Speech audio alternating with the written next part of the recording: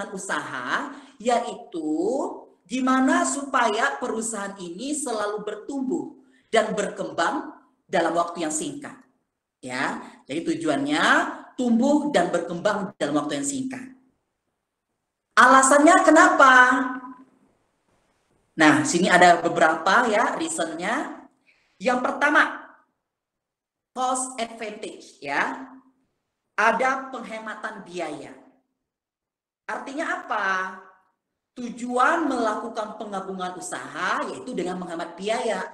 Contohnya menghemat biaya gaji manajer atau bisa juga dengan menghemat research cost ya, biaya penelitian atas suatu produk. Ya, di sini ada namanya penghematan biaya. Yang kedua, lower risk ya, risikonya lebih rendah atau mengurangi risiko. Artinya bagaimana? Kita katakan ada pihak yang diakuisisi itu perusahaan B, ya. Perusahaan, maaf sebelumnya kedengaran suara saya. Kedengaran, Pak. Ya. Oke, selanjutkan lagi, lower risk ya. Kita katakanlah perusahaan yang diakuisisi itu B, ya. B ini sudah memiliki bervariasi produk, ya, bermacam-macam produk. Selain itu, B juga memiliki pasar yang sudah jelas. Nah, dengan adanya kelebihan yang dimiliki oleh perusahaan B ini, ya, dapat mengurangi risiko, ya. Itu tujuan dari yang kedua atas penggabungan usaha. Jadi, tidak perlu lagi memasarkan atau mengembangkan produk baru karena sudah ada produk dari pihak yang diakuisisi tersebut, ya. Yang ketiga, fewer operating delays ya. Artinya mengurangi penundaan operasi. Maksudnya bagaimana? Pihak yang diakuisisi atau kita katakan tadi perusahaan B ya, sudah memiliki fasilitas yang memadai ya, memiliki aset tetap yang memadai serta juga memiliki atau sudah menerapkan peraturan pemerintah ya. Dengan seperti itu, kecil kemungkinan terjadinya penundaan operasi, ya.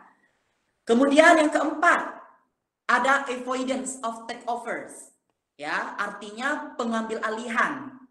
Daripada perusahaan lain mengambil alih perusahaan B, lebih baik kita yang melakukan akuisisi. Itu maksud yang keempat, ya. Yang kelima, acquisition of intangible asset. Artinya apa?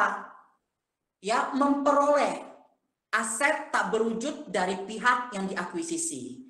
Mungkin saja tujuannya pihak yang diakuisisi tadi perusahaan B sudah memiliki intangible asset seperti database pelanggan, ya kan?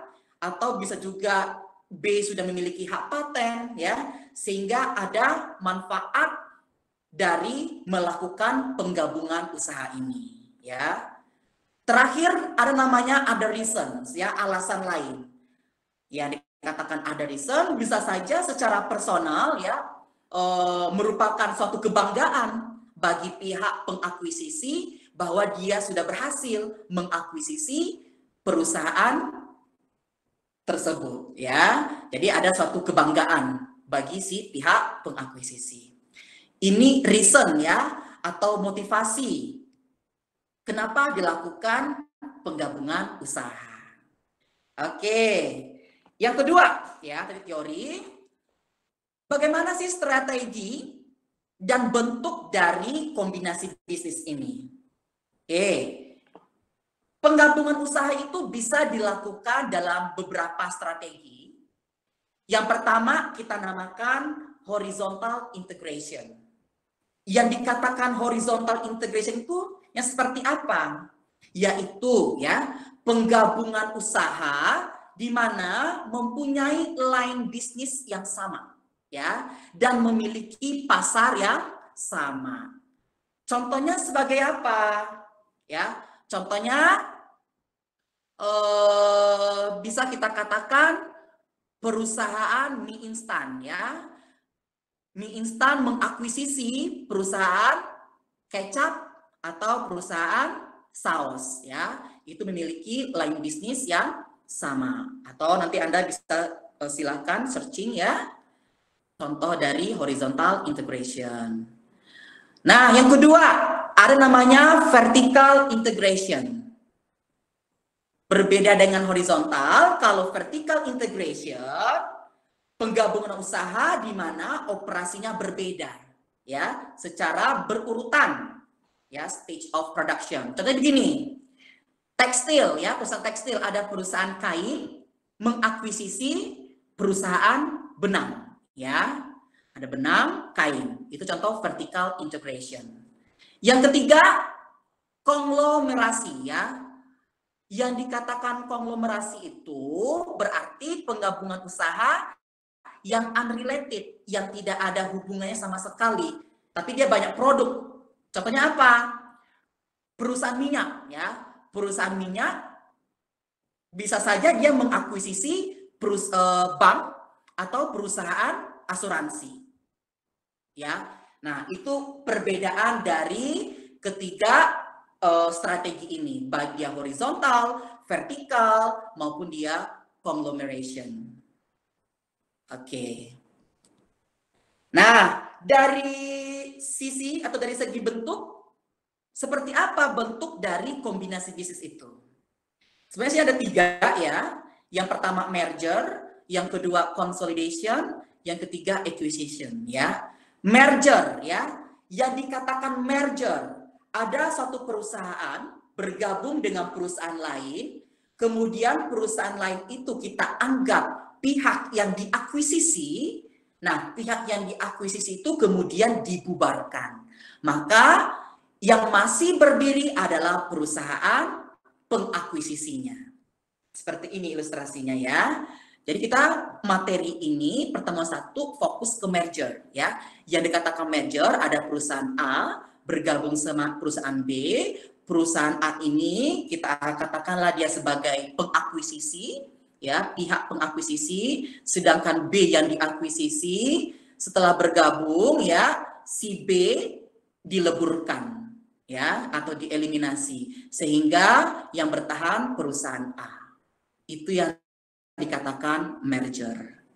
Nah, ada lagi namanya konsolidasi ya. Konsolidasi itu perusahaan A ya bergabung sama perusahaan B, tapi dia membentuk suatu perusahaan baru namanya perusahaan C. Terus kemana perusahaan A dan B? Perusahaan A dan B itu dileburkan ya. Jadi kalau konsolidasi, let's say E sama F ya bergabung membentuk D, E dan F ini dileburkan. Oke. Satu lagi namanya acquisition ya. Kalau dia acquisition, katakanlah ini perusahaan E bergabung sama perusahaan F ya. Kemudian E dan F ini masih tetap berdiri. Artinya sini ada E dan F ya. E dan F ini tidak dileburkan ya. Jadi Anda harus paham ya, harus bisa membedakan mana merger, mana konsolidasi, dan mana akuisisi. Sampai sini ada yang mau ditanya? Masih on nggak? Oke ya. Mungkin selama presentasi saya sering konfirmasi ya, karena pengalaman saya ngajar, waktu saya ngajar katanya dia mati sendiri. Oke? Aman, Pak. Oke ya. Oke, itu tadi tipe atau bentuk dari kombinasi bisnis ya. Nah, sekarang kita masuk ke metode akuntansi atau metode pencatatan dalam kombinasi bisnis ya. Nah, ada 2 metode pencatatannya ya. Yang pertama kita namakan pooling of interest. Yang kedua kita namakan purchase method. Yang pooling of interest atau penyatuan kepemilikan itu based on book value, berdasarkan nilai buku ya. Dan ini sudah tidak dipakai lagi atau tidak direkomendasikan kalau kita membahas kombinasi bisnis ya. Nah, apa metode yang disarankan atau direkomendasikan? Berdasarkan PSAK 22 kita menggunakan purchase method ya. Metode pembelian atau metode akuisisi Sama aja ya. Kenapa? Karena metode pembelian atau metode akuisisi ini based on fair value, nilai wajar. Nilai wajar yang seperti apa? Ya nilai wajar atas aset yang diperoleh, nilai wajar atas liabilitas yang diambil alih. Ya, jadi kita fokus ke purchase method atau metode pembelian atau metode akuisisi. Oke, di dalam metode pembelian ini, ya, PSAK 22 mensyaratkan kalau mau diterapkan, ya. Yang pertama, identifikasi pihak pengakuisisi. Artinya apa? Ya, harus bisa mengidentifikasi siapa pihak yang dapat mengendalikan. Ya, itu yang pertama. Kedua, penentuan tanggal akuisisi. Nah, tanggal akuisisi ya artinya pihak pengakuisisi mulai dapat mengendalikan, ya, mulai ada pengendalian setelah ada penandatanganan di notaris, ya. Jadi saat tanggal akuisisi. Yang ketiga, pengakuan dan pengukuran aset dan liabilitas, ya. Tadi kan kalau kita measurement ya pengukuran fair value-nya berarti aset, ya, aset yang diperoleh atau liabilitas yang diambil alih, ya. Mungkin aja nanti pencatatannya atau kita mengakuisisi di bawah 100%, ya. Kita mengakuisisi 80%, ada 20%-nya. 20%-nya itu NCI, non-controlling interest. Bagaimana pengakuannya? Dicatat terpisah, ya. Aset, liabilitas, ya, aset yang teridentifikasi tadi, termasuk goodwill maupun NCI-nya, ya. Itu untuk recognize-nya. Kemudian yang keempat, ya, yang purchase method, ada namanya biaya akuisisi, ya. Biaya akuisisi itu ada biaya langsung ke pemegang saham, ya. Contohnya tadi perusahaan A mengakuisisi perusahaan B dengan membayar kas sekian, ya. Jadi itu langsung ke shareholders-nya. Ada juga biaya langsung lainnya. Biaya langsung lainnya itu contohnya ada biaya akuntan atau appraisal. Biaya akuntan atau appraisal yang di-hire oleh pihak pengakuisisi untuk merevaluasi, ya, pihak yang diakuisisi, ya. Atau bisa juga tadi notaris, ya, biaya notaris atau biaya konsultan. Oke, nanti kita harus membedakan biaya-biaya ini karena berbeda perlakuannya ke post akuntansi. Oke, tadi udah identifikasi pihak pengakuisisi, penentuan tanggal akuisisi, pengakuan dan pengukuran aset dan liabilitas, biaya akuisisi, dan yang kelima adalah penentuan imbalan yang diberikan. Yang dikatakan imbalan itu bisa berupa kas, bisa berupa aset non-kas, bisa land, building, ya. Kalau kita mengakuisisi perusahaan A pakai kas, berarti kas kita berkurang, ya. Debitnya investasi. Kalau kita mengakuisisi perusahaan lain dengan menggunakan aset non-kas, katakanlah land atau building, ya kan? Berarti ada pelepasan aset tetap, ya. Harus dicatat atau diperlakukan sebagaimana kaidah akuntansinya. Anda sudah belajar waktu pengantar sama di intermediate bagaimana dia disposal PPE, ya, plan property equipment. Ada juga efek utang, ya. Efek utang itu bisa pakai bonds, bisa pakai notes payable, ya. Bagaimana kaidah akuntansinya, ya? Biasanya dia pakai present value. Atau dia berdasarkan efek ekuitas, ya. Efek ekuitas berarti dia saham, ya, dicatat sebagai common stock atau share capital based on par value, ya. Kalau ada selisih market value sama par value-nya nanti masuk ke additional paid in capital. Ini sebenarnya Anda sudah belajar, ya. Oke. Nah, sekarang kita tekankan waktu biaya akuisisinya, ya. Nah, tadi kan ada biaya akuisisi yang langsung ke shareholders, ya, ke pemegang saham. Contohnya dari saya, perusahaan A mengakuisisi perusahaan B, ya, dengan memberikan imbalan K 100 miliar, ya. K 100 miliar itu bisa langsung ke shareholders-nya. Atau juga biaya lainnya, di sini ada registration and issuance of securities, ya, biaya pendaftaran dan penerbitan sekuritas, ya, bisa efek debt atau hutang, bisa efek ekuitas. Kalau dia efek ekuitas atau menerbitkan saham, ya, jadi biaya ini dia sebagai pengurang additional PIC. Nanti kita debit, ya. Sedangkan kalau dia efek utang, kalau nanti dia menambah diskon atau mengurangi premium. Nanti di soal lebih jelas, ya, contoh soal. Ada juga biaya selain registrasi dan penerbitan, kita katakanlah biaya akuntansi, ya, biaya notaris, biaya penilai, ya, itu masuk ke investment expense, ya, beban investasi yang kita bebankan pada periode berjalan.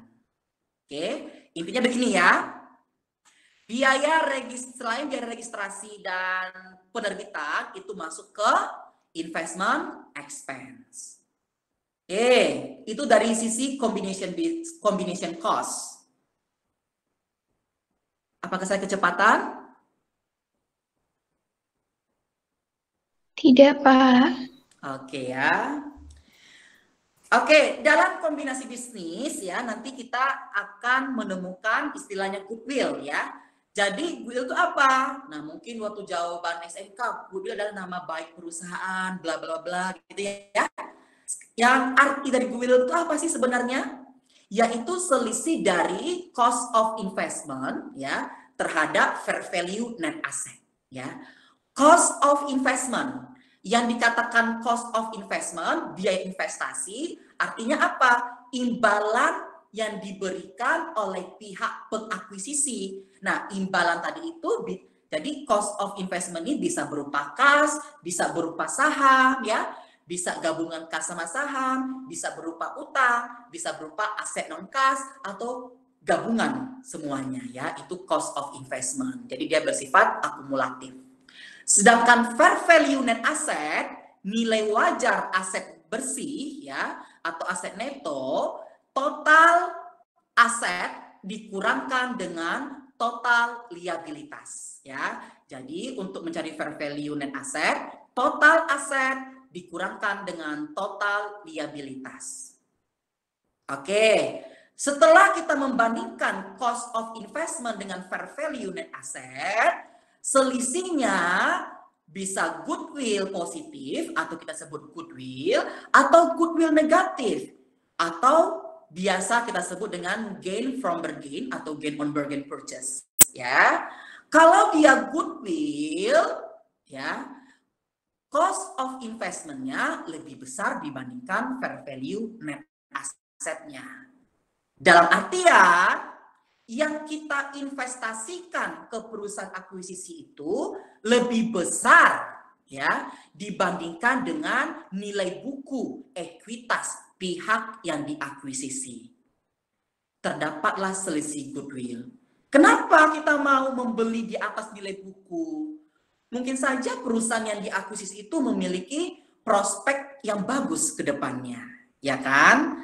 Oke, yang kedua, kalau kasusnya cost of investment-nya lebih kecil dibandingkan fair value net asset, contohnya kita memberikan imbalan mengakuisisi dengan harga 100 juta ya, ternyata fair value net asset pihak yang kita akuisisi ya 150 juta.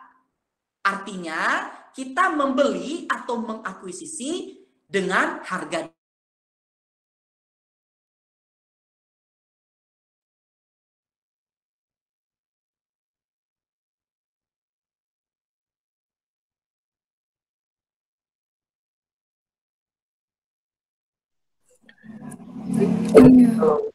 Ya, mau present.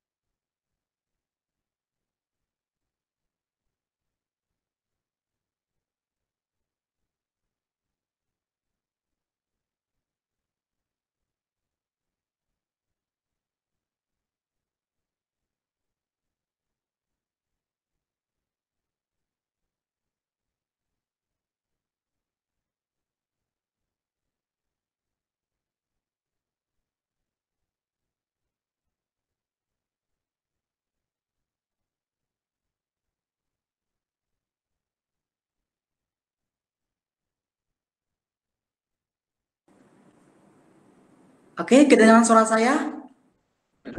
Dengar, Pak. Maaf ya. Tadi sampai mana tadi ya?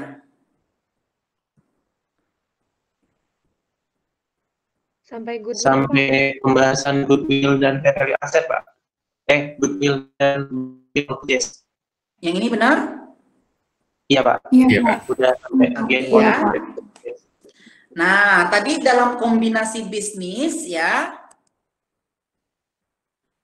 akan menimbulkan goodwill ya. Bisa goodwill positif atau kita sebut dengan goodwill saja, atau goodwill negatif atau gain on bargain purchase ya. Kalau dia goodwill positif, maka selisih cost of investment lebih besar ya, maksudnya cost of investment-nya lebih besar dibandingkan dengan fair value net asset-nya. Kalau dia gain on bargain purchase, cost of investment-nya lebih kecil dibandingkan fair value net asset. Tadi katakanlah contohnya, kita berinvestasi atau mengakuisisi dengan harga 100 juta ya. Tetapi nilai buku dari pihak yang kita akuisisi 150 juta. Berarti di situ ada indikasi keuntungan ya. Kita beli dalam keadaan diskon ya. Makanya di sini ada gain. Nanti kita akui dia sebagai revenue dan menambah post return earning ya. Itu goodwill. Oke, sekarang kita masuk ke contoh soalnya supaya lebih jelas ya. Nah, sebelum contoh soal, di sini sudah saya rangkum ya. Ini jurnal-jurnal yang terkait ya dalam kombinasi bisnis. Oke. Jadi langkah pertama kita harus cari dulu cost of investment-nya berapa ya. Setelah itu kita cari berapa fair value of net asset-nya. Kemudian kita selisihkan. Kalau dia positif, goodwill. Kalau dia negatif, gain on bargain purchase. Ya. Oke, tadi dari mana kita bisa menentukan cost of investment-nya? Dari berapa besaran imbalan yang diberikan oleh pihak pengakuisisi? Apakah bisa kas, apakah aset non kas, apa efek utang atau efek ekuitas ya. Kalau fair value of net asset berarti selisih total aset sama dengan total liabilitas ya. Total aset dikurang total liabilitas, dapatlah fair value of net asset atau ekuitas pihak yang diakuisisi. Oke, pertama jurnal perolehan ya. Pada saat perolehan, pada saat kita mengakuisisi, kita debit investment in S ya. Nah, investment in S ini tadi udah sini kita ambil angkanya waktu kita hitung di awal ya. Kita kreditkan cash kalau imbalannya berupa cash.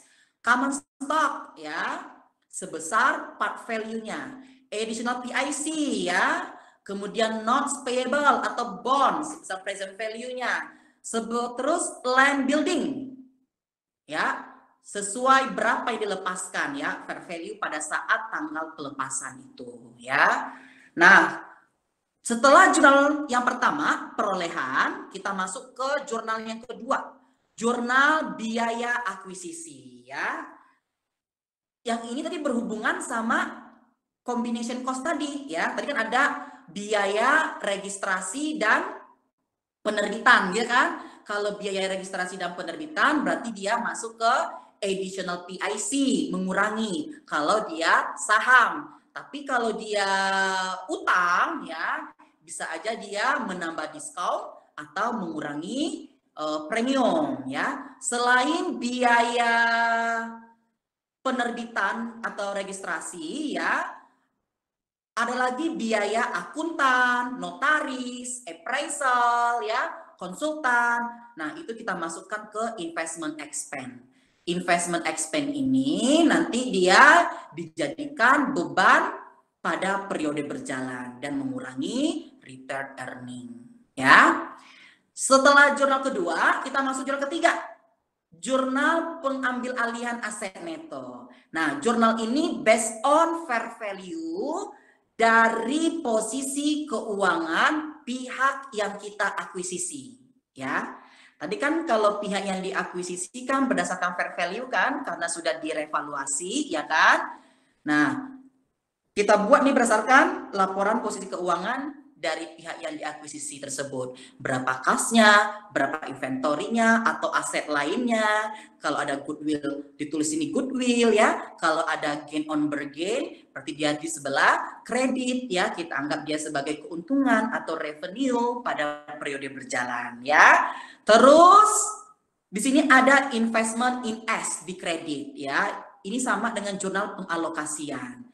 Kita anggaplah di jurnal perolehan ini investment in S-nya 10 ya. Berarti di jurnal pengambil alihan aset neto, investment in S di kredit juga 10. Oke, itu dari gambaran jurnal dan computation of goodwill dan gain on bargain purchase. Oke, langsung kita ke contoh soalnya. Masih kedengaran suara saya? Masih, Pak. Oke ya, kalau kecepatan bilang ya. Contoh pertama, tanggal 2 Januari 2016, P ya mengakuisisi S dengan menerbitkan saham biasa, nilai parinya 10, sedangkan nilai pasar atau harga pasarnya 60. Oke ya, jadi imbalannya berupa saham ya, efek ekuitas. Nah, selain itu ada biaya lain ya. Biaya seperti apa? 40.000. 40.000 ini biaya pendaftaran dan penerbitan securities ya. 60.000. 60.000 ini berarti other cost of combination. Ingat, kalau biaya registrasi dan penerbitan itu masuk ke pos investment expense ya, menjadi beban pada periode berjalan. Sedangkan biaya lainnya ya, selain registrasi tadi itu kita masukkan, maaf ya, 40.000 tadi masuk apa tadi? Additional PIC ya, mengurangi modal. Sedangkan yang 60.000 ini masuk ke investment expense ya, investment expense yang kita bebankan pada periode berjalan. Nah, di sini datanya ada P, ada S. P based on book value atau historical cost-nya, sedangkan S ya, di sini dikasih data 2 ya, book value dan fair value supaya bisa membedakannya. Tapi intinya kalau pihak yang diakuisisi, kita melihatnya di fair value-nya ini ya. Oke, karena ini sudah direvaluasi. Kalau di P, kan P ini kan yang mengakuisisi si S. Jadi nanti si P yang membuat jurnal, yang membuat laporan ya, laporannya. Jadi si P ini dia based on book value ya. Oke. Nah, yang pertama ya, asumsikan si P menerbitkan 25.000 lembar saham ya, buat jurnal dan balance sheet-nya. Yang kedua, asumsikan ya si P ini menerbitkan 15 lembar saham. Yang atas 25, sekarang 15. Dari soal sudah paham belum?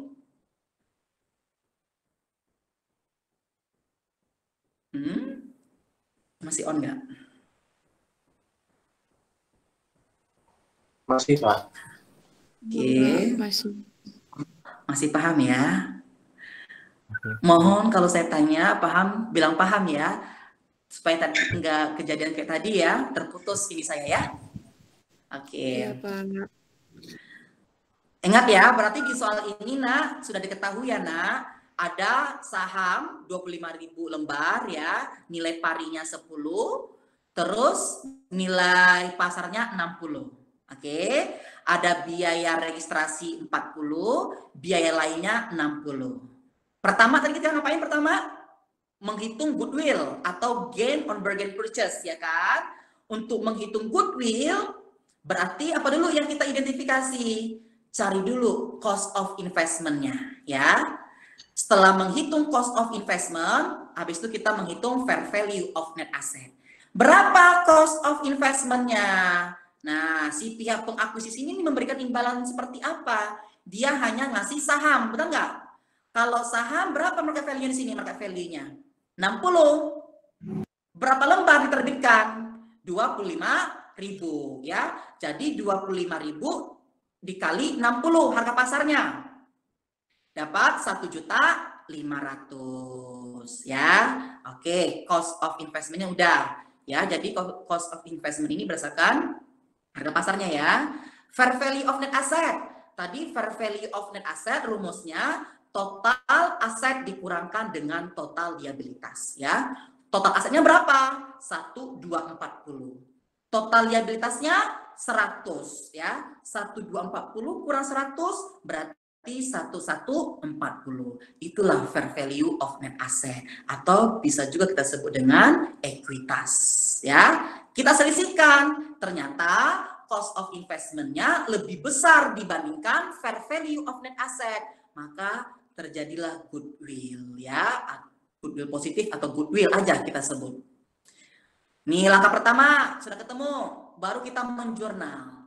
Yang pertama jurnal perolehan ya. Berarti investment in as debit sebesar berapa yang diinvestasikan? 1.500.000 ya.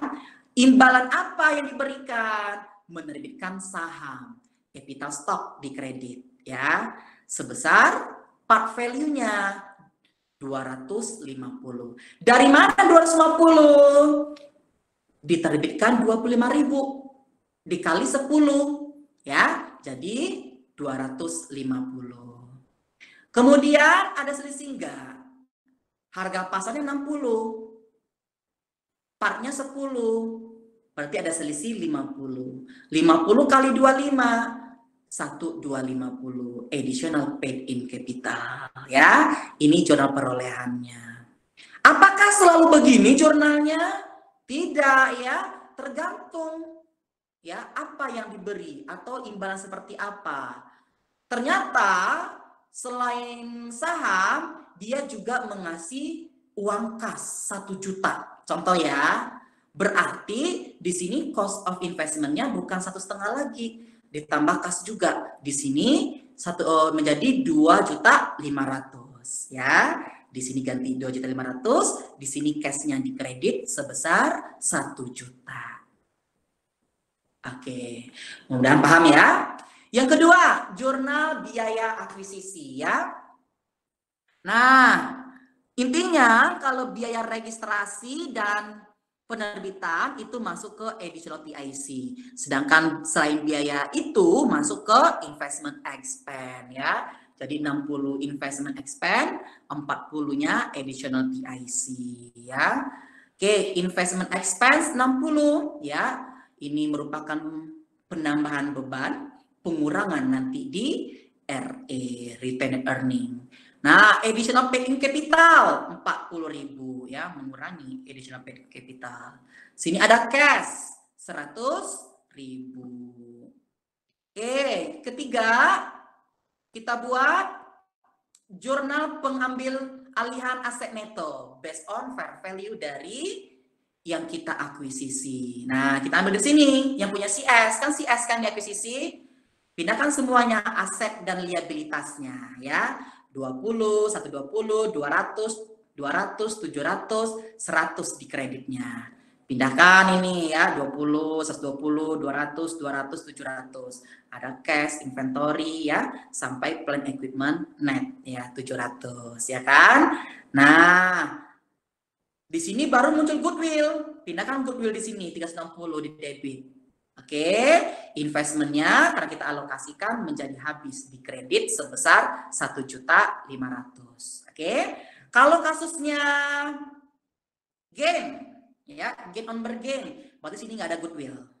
Oke, di sini di bawah investment bisa kita tulis gain on bergain ya sebagai revenue pada periode berjalan. Halo. Iya, Pak. Oke, masih semangat ya? Masih, Pak. Dengan suara saya? Terdengar. Terdengar, Pak. Oke, ini yang A ya. Sekarang kita masuk ke neracanya setelah penggabungan usaha. Nah, kita ambil dari sini Tina ya. Akun-akunnya dari sini patokannya. Cash. Tadi kan kalau yang pihak pengakuisisi based on historical cost, dia nggak perlu direvaluasi ya, atau book value. Sedangkan dari pihak yang diakuisisi based on fair value. Sini ada cash ya, si P. Berapa cashnya? 240 ya. Ditambahkan di jurnal, ada cash nggak di jurnal? Ada nih 20. 240 tambah 20 berapa itu? 260 ya kan? Ada cash lagi nggak? Sini cash kan? Pengurang 100. Berarti berapa tuh nak? 160. 160 ya. Ini 160. Nah ini paham Anda ya. Inventory 100 ya. Di jurnal ada inventory nggak? 120. Berarti 220. Ada current asset 200 ya. Di jurnal 200. Jadi 400. Land 160. Di jurnal berapa itu?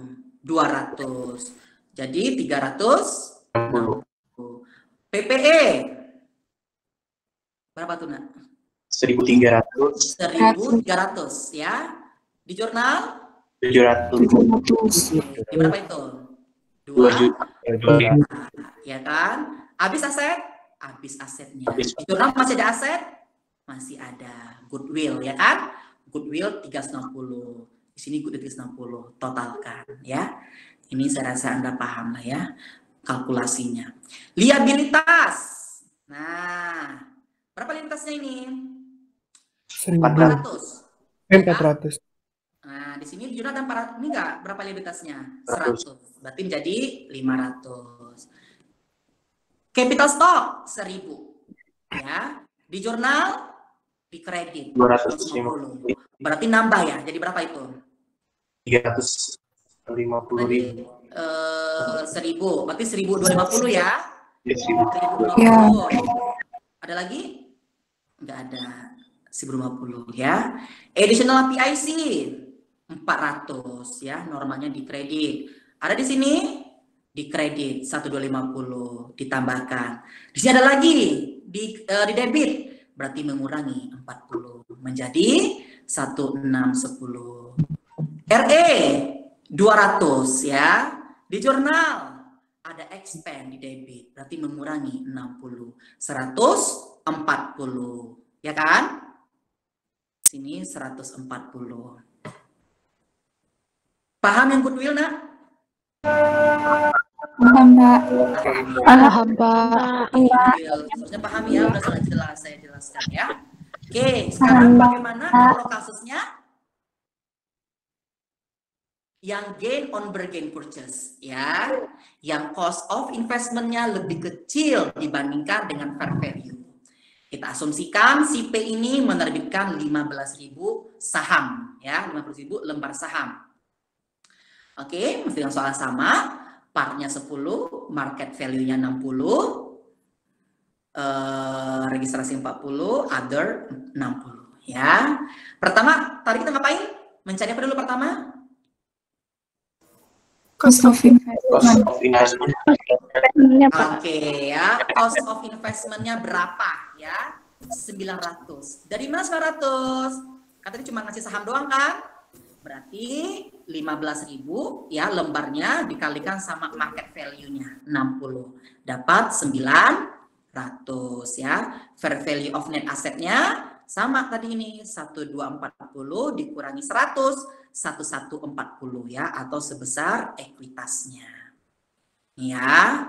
Ada gain on bargain 240. Kenapa? Karena cost of investment-nya lebih kecil dibandingkan fair value of net asset. Atau kita mengakuisisi, atau dalam pembelian diskon ya. Ini gain on bargain. Jurnalnya sama ya, waktu perolehan investment in S ya 900 sebesar cost of investment ini. Capital stock sebesar part value-nya 15.000 kali 10 150. Tadi 60 kurang 10, 50. 50 kali 15.000 dapat 750 ya.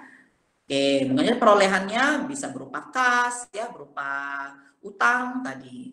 Nah, jurnal biaya akuisisinya tadi additional paid capital-nya 40.000 untuk registrasi penerbitan saham ya. Selain itu masukkan ke investment expense 60. Kas kita berkurang sebesar 100.000 sama. Nah, jurnal pengambil aset neto kira-kira di mana bedanya? Ada tahu nggak? Di goodwill-nya Pak yang tadi positif. Iya, di goodwill-nya. Goodwill berarti muncul ya new asset. Kalau sini nggak ada goodwill, tapi dia kasusnya gain on bergain ya 240. Yang ini tadi dari mana kita ambil tadi? Dari laporan posisi keuangan fair value ya. Yang ini tadi kita ambil ya, pindahkan semuanya. Oke, baru gain on bergain-nya tulis di kredit 240, investment tadi di sini 900, di kredit sebesar 900 ya. Hanya di sini perbedaannya. Ya, mudah ngerti. Oke, ini sama ya perhitungannya. Ini balance sheet ya. Berarti sama tadi cash 240 tambah 20 kurang 100. Ini ada paham lah. Nah, coba kita hitung RE. Berapa tadi RE awalnya? 200 ya? RE awalnya 200. Ya Pak, 200. Oke, di jurnal berapa? Sini ada expand, berarti mengurangi. Menjadi berapa tuh? 100? 140. 140.000. Di sini ada Oke, nambah dong 140. Berapa itu? 380. 380 ya. Oke. Ini materinya mudah ya. Ini satu pertemuan. Mudahan Anda paham. Oke, coba contoh kedua ya, lebih simpel lagi. Oke, ini ada P ya, memperoleh operasi atau bisnis dari S ya. Ini laporan posisi keuangan si S itu dileburkan. P mengakuisisi S, kemudian S dileburkan. Berdiri hanya P, itu merger ya. Fokus ke fair value aja. Net asetnya 1440, total liabilitas dikurangi total aset dikurangi total liabilitas 240, dapat net aset 1.200 ya. Oke, tadi goodwill nih, dia langsung jurnal ya. Kira-kira dari mana angka investment in S ini 1.400? Ada yang bisa jawab? Oke ya, si P ini kan membayar 400.000 cash, menerbitkan 50.000 lembar saham ya. Dari mana sih perhitungan? Tadi kan sebelum kita menjurnal, kita menghitung dulu kan goodwill atau gain on bergain. Untuk menghitung goodwill atau gain on bergain, kita cari dulu berapa cost of investment based on imbalannya, kemudian kita hitung fair value-nya, selisihkan, baru dapat goodwill atau gain on bergain. Gitu kan? Ada yang tahu dari mana angka 1.400? Ditambah sahamnya. Dari mana?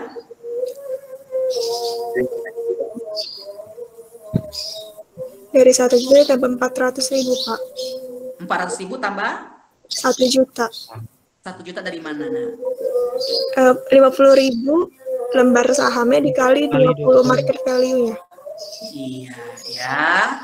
Jadi dia imbalannya 2 ya. Ada berupa cash, ada berupa penerbitan saham. Cashnya 400 ya, sedangkan sahamnya 50 kali 2 dapat 1 juta. Jadi cost of investment-nya 1.400.000. Fair value tadi berapa fair value tadi? 1.200.000 ya. Oke. Kira-kira goodwill atau gain on bergain? Berapa angkanya? Ada yang tahu? Goodwill, Pak. Sebesar Goodwill ya. 200. Goodwill sebesar 200. Berarti Anda sudah paham ya? Sudah kita compute goodwill or bergain ya, baru kita menjurnal. Ini jurnal saat perolehan ya, investment 1.400, cash-nya berkurang 400, common stock ya berdasarkan part value-nya 500. Dari mana 500? 50.000 lembar dikali 4, 10, 500 ya. Dari mana 500 additional paid in capital? Marketnya 20, partnya 10, selisih 10, 10 kali 50.000, dapat 500 ya. Itu perolehan. Yang kedua, ada nggak sini biaya akuisisi? Oh, di sini nggak ada biaya akuisisi ya. Kalau tidak ada, jangan diada-adakan ya. Yang ketiga, baru masuk ke pengambil alihan aset neto ya. Kira-kira nih dari mana sih datanya, Nak? Kalian tahu nggak?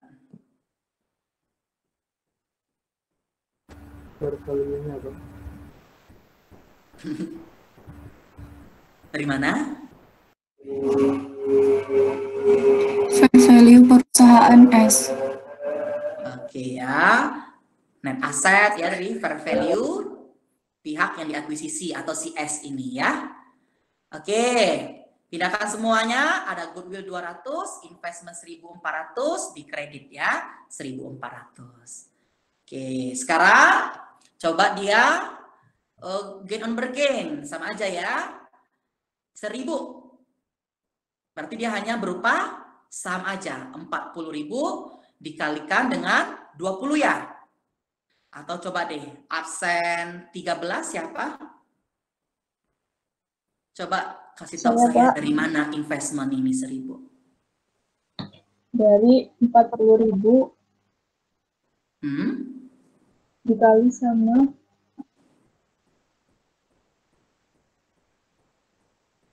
apa, Nak? Kalau saham tadi kalian sama apa tadi? kali market value-nya, Pak. 20. Jadi berapa itu? 80.000, Pak. 800 ya? Iya, 800.000. Nah, di sini ada 1.000, Nak. Dari mana ke 1.000 ini?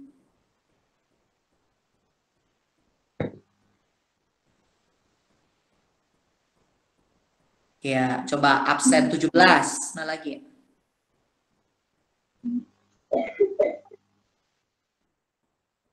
Ya, dibantu.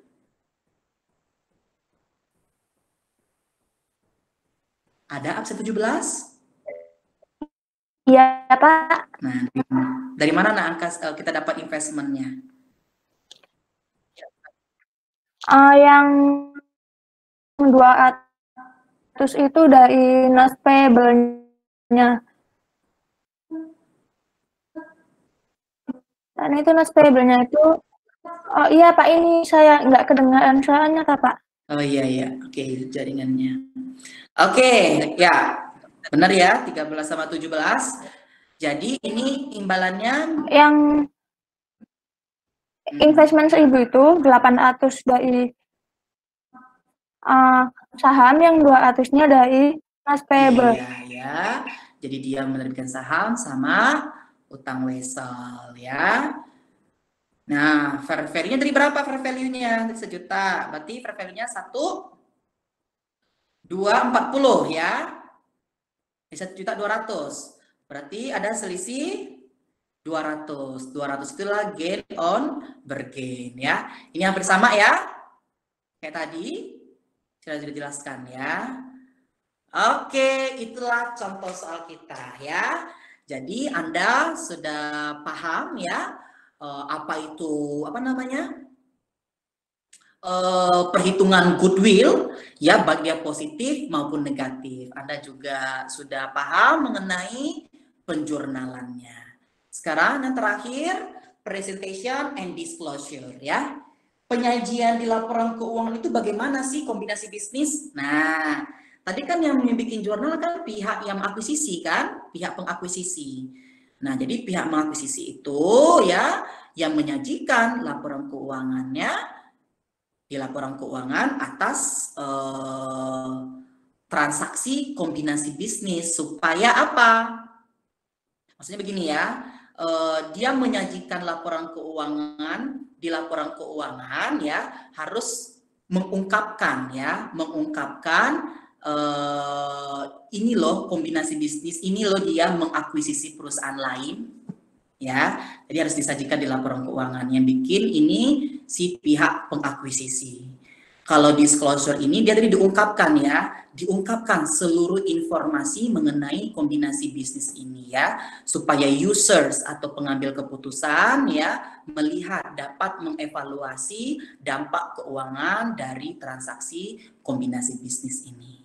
Oke, itu maksudnya ya. Oke. Masih semangat nggak? Udah capek ya? Masih, Pak. Masih, Pak. Habis ini ada mata kuliah lagi. Nggak ada, Pak. Hanya satunya aja mata kuliah saya. Iya, Pak. Iya. Gimana? Apa suara saya besar di sana? Atau jaringannya gimana? Udah pas. Suara Bapak. Apakah saya kecepatan? Kalau kecepatan bilang ya, Nak. Ya, Pak. Iya, Pak. Iya. Pak. Oke, dari udah paham belum dari penjurnalan menghitung goodwill ya, yang positif negatif ini udah paham belum? Insya Allah. Paham, Pak. Coba kita latihan soal ya. Nanti saya kasih ini ya assignment di Google Classroom. Nah, biasanya kalau kasih tugas itu berapa lama dosen ngasihnya, Nak? Apa pada hari itu juga atau bagaimana? Biasanya ada jangka waktu seminggu. Ada tengah waktunya ya? Iya. Oke, ya udah, saya ngikutin aja ya. Berarti setiap pertemuan nanti kalau saya ngasih tugas, jadi dikumpulnya, disubmit di Google Classroom-nya minggu depannya lagi, gitu ya? Iya, Pak. Iya, Iya. Pak. Oke. Iya, Pak. Iya, Pak. Oke, nanti silakan diskusikan ya apa yang mau ditanyakan di Google Classroom ya. Contohnya begini. Si absen yang nomor 1 mau menanyakan, Pak, kenapa ya? Contoh begini ya, contoh pertanyaannya,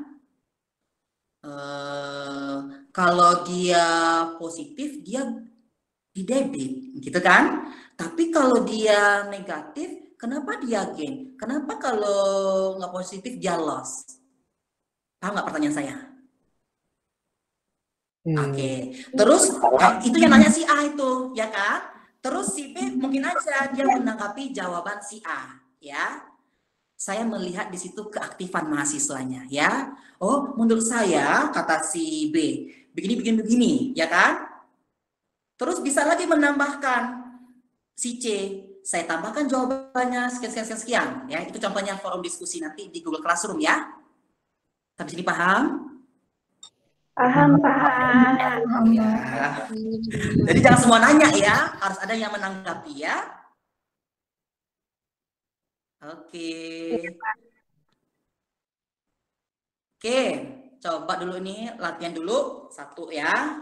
Saya pengen tahu ya, berapakah goodwill atau gain on bargain-nya? Ya, siapa yang bisa?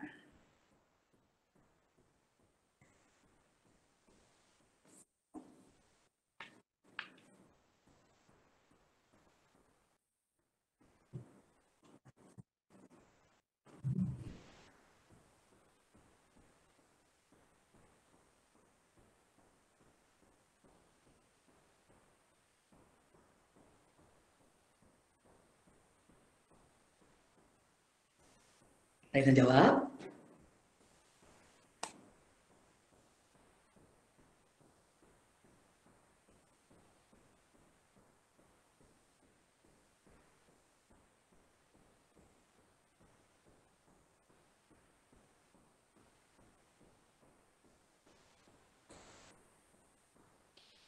Kelas ini pendiam ya, beda sama kelas lain ya. Ayo yang bisa jawab aja ya. Halo.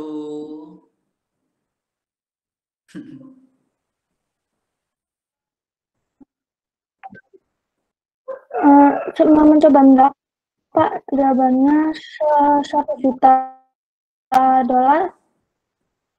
Ya, 1 juta. Siapa nih namanya, Mbak?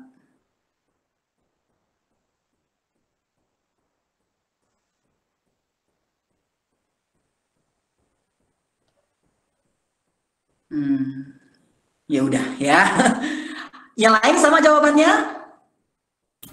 Iya, Pak. Sama ya. Sama, Pak. Jadi, udah ngerti ya Sama, itu Pak. goodwill?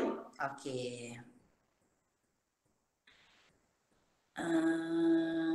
Kita beralih ke Google Classroom ya. Iya, Pak. Iya, Iya, Pak.